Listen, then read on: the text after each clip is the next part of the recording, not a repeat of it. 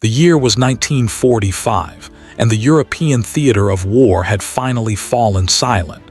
Nazi Germany lay in ruins, Hitler was dead, and the great machinery of the Third Reich had ground to a halt. For millions of soldiers, sailors, and airmen, the nightmare was over. For the men who commanded them, however, a different kind of reckoning was beginning.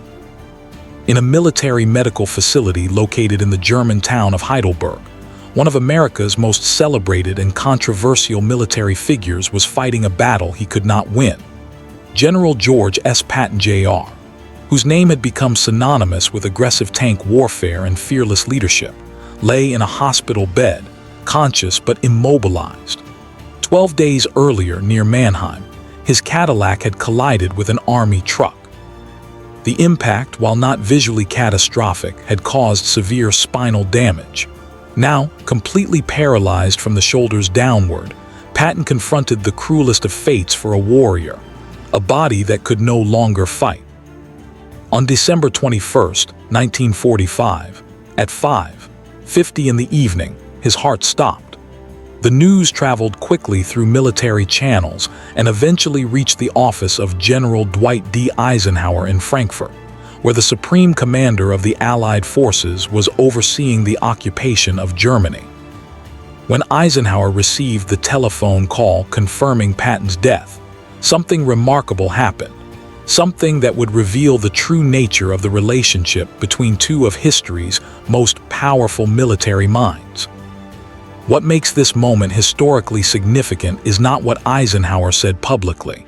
His formal statement was predictable: respectful comments about Patton's military contributions, acknowledgement of his battlefield successes, and appropriate expressions of loss. These were the words expected of a commander who had worked with Patton throughout the war. They were diplomatic, measured, and ultimately forgettable. But in his private quarters, surrounded only by his closest advisors, Eisenhower's composure fractured. Captain Harry Butcher, Eisenhower's naval aide and the person closest to him throughout the entire war, witnessed the moment the telephone call ended. According to Butcher's later accounts, Eisenhower sat in complete silence for what seemed like an eternity. The man who had orchestrated the D-Day invasion, who had coordinated millions of troops across multiple nations and military services, who had maintained his composure through the darkest moments of warfare, sat motionless. When he finally spoke, his voice was barely audible, almost as if he were talking to himself rather than to the people in the room. "He's gone," Eisenhower said simply. Then, after another pause that Butcher described as weighted with significance, "God help us, he's actually gone." General Walter Bedell Smith, another senior officer present that afternoon, later recalled that he had never seen Eisenhower display such raw emotion. Not during the desperate winter of the Battle of the Bulge, when German forces had nearly broken through American lines. Not during the planning of Operation Overlord, when the fate of millions hung in the balance. Not during any of the countless military crises that had tested Eisenhower's leadership. Yet the news of Patton's death produced a reaction of profound personal disturbance. Smith would later reflect that he believed Eisenhower had experienced a sudden and clarifying realization about what had just been lost. It was not merely the loss of a military colleague or even a fellow general officer. It was something more consequential, the disappearance of someone irreplaceable to the American military machine, and by extension, to the nation itself. Over the following days, as preparations were made for Patton's funeral, Eisenhower engaged in a series of private conversations with his inner circle that painted a starkly different picture of his relationship with Patton than the public record suggested. These were not the reflections of a man grateful to be rid of a troublesome subordinate. Instead, they revealed a commander wrestling with the sudden comprehension that his greatest source of frustration had also been his greatest asset. To General Omar Bradley, who had served as a crucial intermediary between Eisenhower and Patton throughout the conflict, Eisenhower made a startling confession. George was singular in his capacity to galvanize armies through sheer force of personality and will. My strength lay in planning and coordination. Montgomery excelled at organizing large-scale set-piece operations. Bradley, your talents encompass the orchestration of multiple corps operating in concert. But George possessed something different, something almost transcendent. He could take soldiers who had been broken by combat, units that had suffered devastating losses, and transform them into aggressive fighting forces within days. He possessed an instinctive understanding of momentum and tempo that surpassed anything I've witnessed in military command. He could identify tactical opportunities in the fog of combat that others couldn't perceive. More importantly, he possessed the psychological magnetism to push exhausted men beyond what they believed possible. Bradley, who had maintained an equally complicated relationship with Patton, found himself agreeing with surprising ease. He was truly unique, Bradley offered. But Eisenhower pressed further. Unique doesn't capture it adequately, Brad. He was irreplaceable. I'm only now beginning to comprehend the full scope of what that means. This admission represented something extraordinary. Eisenhower, the man who had received credit for orchestrating the liberation of Western Europe, was acknowledging that his most celebrated subordinate possessed capabilities that extended beyond Eisenhower's own range of talents. It was not a statement of inferiority, but rather a recognition that different types of genius serve different military purposes, and that Patton's particular form of genius had been indispensable. To other members of his staff, Eisenhower revealed even more personal reflections. In one conversation, he attempted to articulate what had always separated Patton from other military commanders. The difficulty with George was that he was a 19th-century cavalry officer marooned in a 20th-century war. He understood velocity, concentration of force, and the exploitation of breakthroughs not as theoretical concepts but as instinctive truths. The rest of us had to study these principles, debate them, incorporate them through years of experience. For George, they were as natural as breathing. Eisenhower then made a statement that encapsulated the central paradox of their wartime partnership. I spent considerable effort during this war restraining George, limiting his impulses, preventing him from exceeding his authority. Yet simultaneously, I found myself wishing I possessed the freedom to unleash him completely. Now that he's departed, I recognize how profoundly I depended upon him to accomplish feats that fell beyond the boundaries of what conventional military logic deemed feasible. The most revealing conversation occurred in Eisenhower's private quarters, in discussion with his personal secretary, K. Summersby, who maintained meticulous notes of their conversations. In this extended dialogue, Eisenhower spoke with candor that went beyond what he shared with other officers. His words, recorded by Summersby, revealed the psychological complexity underlying his relationship with Patton, a relationship that transcended mere professional obligation. George despised me, Eisenhower said bluntly. He believed I was fundamentally a politician dressed in a military uniform, someone who had advanced through manipulation rather than military excellence. He questioned whether I truly comprehended warfare in its essential form. Summersby attempted to offer a rebuttal, but Eisenhower stopped her with a gesture. The troubling part is that his criticism contained elements of truth. I was obligated to be political. The war demanded it. Someone had to maintain the fragile alliance between American, British, and Soviet forces. Someone had to navigate the complex relationship with Churchill. Someone had to manage the expectations of Washington. Someone had to maintain favorable relations with the press. George had no interest in these responsibilities. He wanted only to engage the enemy and achieve victory through superior tactics and sheer aggressive will. And by God, he was extraordinary at it. Then Eisenhower disclosed something that illuminated the psychological foundation of their partnership. Here's what I've never admitted to another person. I was envious of George. The great Eisenhower harbored jealousy toward George Patton. He possessed a decisiveness that I've never fully achieved. He could make critical military judgments in mere seconds, decisions that would require me hours of analysis, consultation, and contemplation. And here's the genuinely frustrating part. His rapid decisions were frequently superior to my carefully considered ones. He possessed an intuitive grasp of military operations that I had to compensate for through meticulous planning, systematic coordination, and constant vigilance. But Eisenhower also recognized a fundamental truth about their complementary roles. George could never have performed my function. He would have struck Montgomery in frustration during our first joint planning session. He would have informed Churchill in colorful language that his suggestions were misguided. He would have ignored the careful diplomatic framework that kept the coalition functioning. I executed what needed to be accomplished, and George did the same within his sphere. We functioned as a system, each providing what the other lacked, each restraining what the other might have pursued without limitation. Together, we were sufficient. Separately, we would have been inadequate. But Eisenhower's most significant reflection emerged when his thoughts turned to the approaching future. In December 1945, the contours of a new global conflict were beginning to materialize.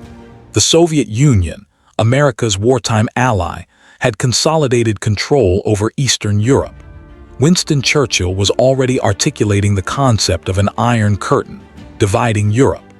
The cooperative relationship between the Western powers and Moscow was deteriorating. The question was no longer whether conflict with the Soviets might occur, but rather when and how it would manifest. To General Bedell Smith, Eisenhower articulated a fear that revealed his deepest strategic concerns. "Do you understand what troubles me most?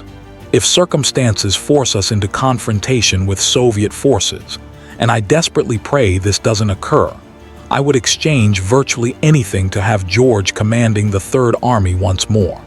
He would terrify them merely by existing." Smith inquired why Eisenhower believed Patton's presence would have such significance. Eisenhower's response was revealing. The Soviets comprehend force and determination. They respect commanders who demonstrate the willingness to employ ruthlessness when necessary. George embodied that quality completely. His very reputation would have presented a credible deterrent. The Soviets would have regarded him not merely as an adversary, but as a potential threat to their own security. Eisenhower continued, expressing a fear that went to the heart of emerging Cold War strategy. "We're transitioning into a historical epoch where our objective will be to demonstrate strength while avoiding actual warfare. We'll require commanders who can issue credible threats of force without permitting those threats to escalate into genuine conflict." George Patton represented the most authentic expression of that capability our military ever produced. And we've lost him at the precise historical moment when we might have required his presence most desperately. This observation represented Eisenhower's most profound realization. He was not simply mourning the loss of a fellow commander. He was recognizing that Patton had embodied something almost unique in military command: the capacity to function as a deterrent through personality and reputation alone. The Soviets, understanding Patton's aggressive nature and combat effectiveness, would have viewed his presence on the continent as a genuine strategic disadvantage. His very existence would have altered Soviet calculations about American resolve. Patton was laid to rest on December 24, 1945, in the American Military Cemetery in Luxembourg, fulfilling his request to be interred alongside the soldiers of the Third Army he had commanded with such intensity. Eisenhower attended the ceremony, standing in the cold rain while military honors were rendered, and Patton's casket was committed to the earth. Observers noted that Eisenhower maintained an expressionless demeanor throughout the service. He shed no visible tears. He offered only brief words of condolence to Patton's widow. Yet General Bradley, standing immediately beside Eisenhower, noticed something revealing. Throughout the entire ceremony, Eisenhower kept his hands clasped tightly behind his back, gripping so firmly that his knuckles became white from the pressure. As they walked from the cemetery toward the waiting vehicles, Bradley heard Eisenhower speak quietly, as if to himself. 35 years. I knew him for 35 years, and I never communicated what he genuinely meant to me. I never articulated that he represented the finest pure battlefield commander America ever developed. I never explained that when I lay awake at night, consumed with worry, it was frequently because I dreaded facing future challenges without him. I never conveyed that when I criticized him for insubordination, and I did that frequently, I was simultaneously relieved that someone possessed the courage to challenge me when he believed I was wrong. Eisenhower paused, looking back toward the cemetery. I neglected to say these things because I operated under the assumption that time remained. I believed that when the war concluded and circumstances normalized, we would eventually sit together, perhaps with drinks in hand, and I would finally express what required expression. Now it's too late. The opportunity has vanished. The significance of Eisenhower's reaction to Patton's death extends far beyond the realm of military history. It illuminates a fundamental truth about leadership and human dynamics that remains relevant across all contexts and generations. The individuals who most consistently challenge us, who refuse to conform to conventional expectations, who push against established boundaries, these are frequently the people we can least afford to lose. Eisenhower spent the entirety of the war managing Patton's impulses, defending him against critics, restraining his worst instincts, and occasionally preventing him from exceeding his authority. This required continuous effort and attention. Yet when Patton died, Eisenhower experienced the sudden comprehension that those very qualities he had struggled to control were inseparable from what made Patton invaluable. The tension between them was not a bug in their professional relationship, but rather its fundamental feature. Eisenhower needed someone willing to interrogate his decisions, to propose alternatives he might not have considered, to demand aggressive action when caution threatened to become paralysis. Patton, conversely, required a superior who could provide strategic direction, prevent impulsive decisions from cascading into disaster, and channel his aggressive instincts toward objectives that served larger purposes. Together, they functioned as a complete system. Separately, each possessed significant limitations. In the years that followed Patton's death, Eisenhower's career continued its upward trajectory. He became Chief of Staff of the Army, then President of Columbia University, and eventually President of the United States. Yet throughout this period, Eisenhower returned repeatedly to reflections about Patton. During the Korean War, when American forces encountered setbacks and struggled against numerically superior enemy forces, Eisenhower remarked to an aide that Patton would have recognized the opportunity immediately. He would have executed a counterattack without hesitation or excessive deliberation. During the Berlin blockade crisis, when Soviet forces surrounded the western sectors of the city, President Eisenhower told his advisors that this situation represents exactly the type of challenge Patton would have excelled at managing. His presence alone would have modified Soviet calculations. Most tellingly, during a retirement interview, a journalist asked Eisenhower which general of the Second World War he considered to possess the greatest natural abilities. Eisenhower paused thoughtfully before responding. In terms of pure battlefield intelligence and tactical instinct, George Patton was unquestionably preeminent. The journalist pressed further, noting Eisenhower's own status as supreme commander and his orchestration of the entire campaign. Eisenhower smiled slightly. I orchestrated strategy and managed complex relationships. George executed with unparalleled brilliance. These are fundamentally different functions. Execution, I learned, is considerably more difficult than orchestration. On December 21, 1945, the United States lost a military commander of extraordinary capability.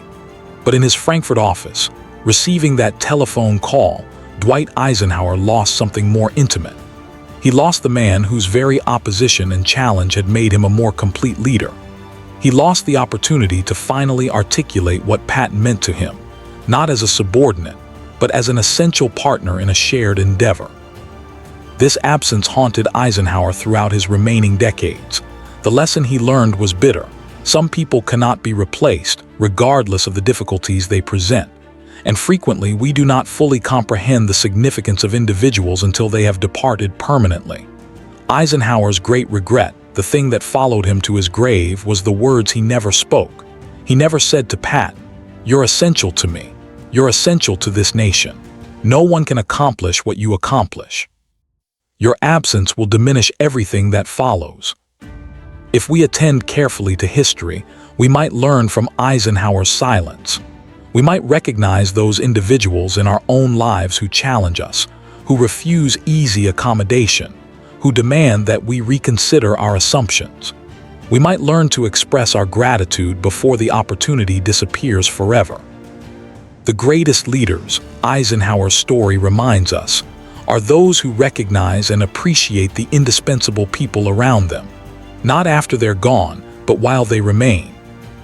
Do like, share, D, subscribe this channel for more interesting hidden stories.